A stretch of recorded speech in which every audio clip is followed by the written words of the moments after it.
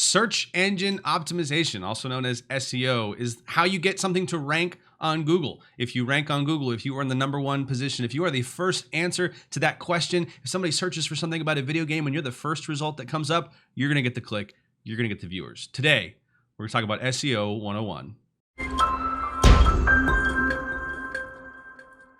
If this is your first time joining us, do hit that like and subscribe button, ring that bell so you never miss a video. Today's question comes from ChicaDeAwesome, an amazing Mixer partner. We met her at PAX South. Streamloot's partner, fantastic human being. Let's see what she had to ask. Hey Toll, if I know nothing about SEO, where should I start?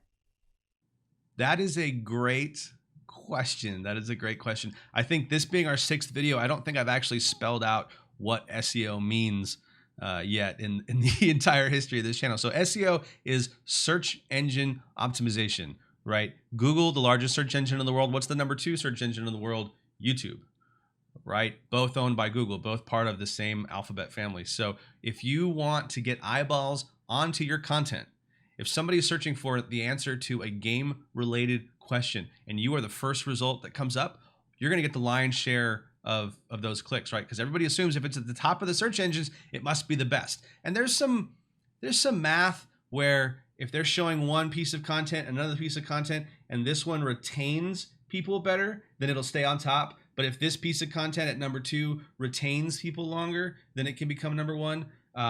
So the quality of your content does matter, but at the end of the day, people are just looking for answers to their questions, right? And so if you are comparing 2 products, if you are talking about a quest in a game, if you're talking about how to complete a new achievement in a game, recency is a big part of SEO. In order to have big bursts of traffic, what I do the second a new game comes out, a game that we're going to cover. So we've done it for Temtem, we did it for Pokemon Sword and Shield, we did it for Final Fantasy VII Remake, and we did it a tiny little bit for Animal Crossing. I don't have the expertise in Animal Crossing to be able to make guides at the same level as I did for Pokemon Sword and Shield and that kind of stuff. So to quote the gamers, I didn't get good in time. But tackle these topics when they are new, because then they're going to have the highest trending volume of search, right? And so if you are the first to answer that trending question, you're going to get the lion's share of the views. All right. And so if I was somebody in the Pokemon space like Austin John Plays, who I think has 1 million subscribers, right? He can upload just about anything on his channel and it's going to get inherent views because he's got that built-in subscriber base. But if you're watching this video, you probably don't have tens of thousands, hundreds of thousands of subscribers. You're trying to see, how do I get my lion's share of those views? And that's where SEO comes in. That's the nuts and bolts of SEO is getting your stuff in front of people that are searching for it. But there's a flip side to this. You can't just upload anything, right? So when Ashna Christ did her question, she asked about kind of the pet peeve of people uploading highlights, right? Harris Heller talked about it the other day. Just uploading your gaming highlights, unless you're a big name, right? Unless they're really just watching it for kind of clips of your stream, nobody cares about your highlights, right? And so people go on to YouTube and they're like, okay, well, Harris Heller said I had to upload to YouTube, so I better get on that. I uploaded to YouTube. It didn't work. I got 20 views.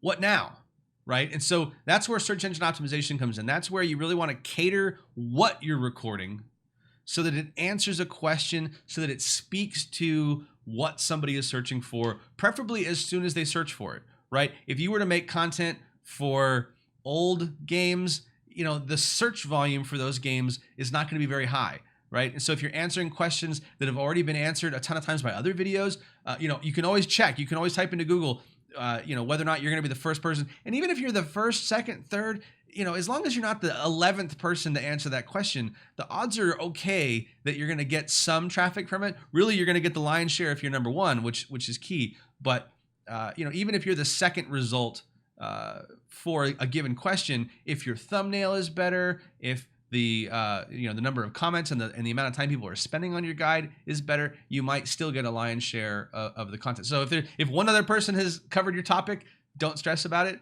But if a lot of people have covered it, then figure out something else to upload about. Something that I've been considering, like within Final Fantasy VII Remake, there's a lot of really difficult boss battles on hard mode.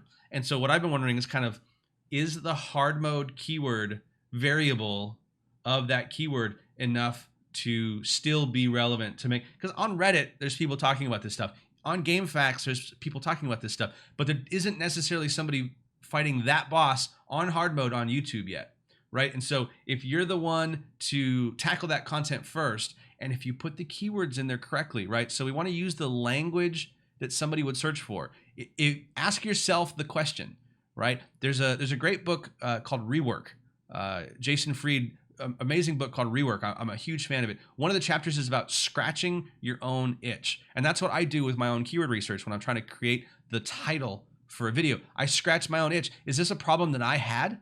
How to complete the stagger effect part 1 in Final Fantasy VII Remake, right? And then people asked, well, what about part 3? Okay, so I really should have, when I was making videos about Final Fantasy, I should have gone in and made a video about part 3 because that keyword was so high volume to begin with for stagger effect part 1. Odds are good that I would have had a good overlap for tackling part 3 as well. Probably not as good because part 1 was the big headache, but I had that problem. So I scratched my own itch by answering a question that I had. I went and researched it.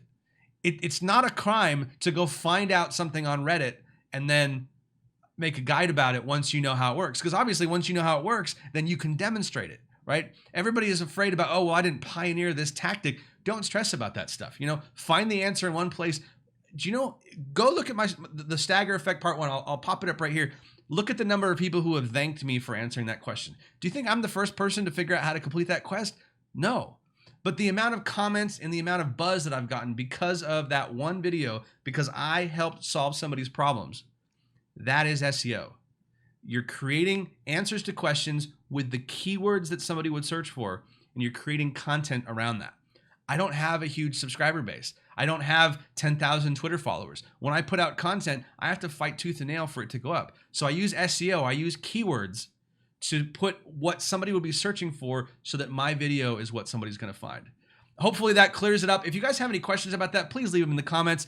Do hit that like and subscribe button. It helps the channel out a ton. And we do stream on Twitch Monday, Wednesday, Friday, 8 p.m. Eastern Time, twitch.tv/TrainerToll. We'll see you next time.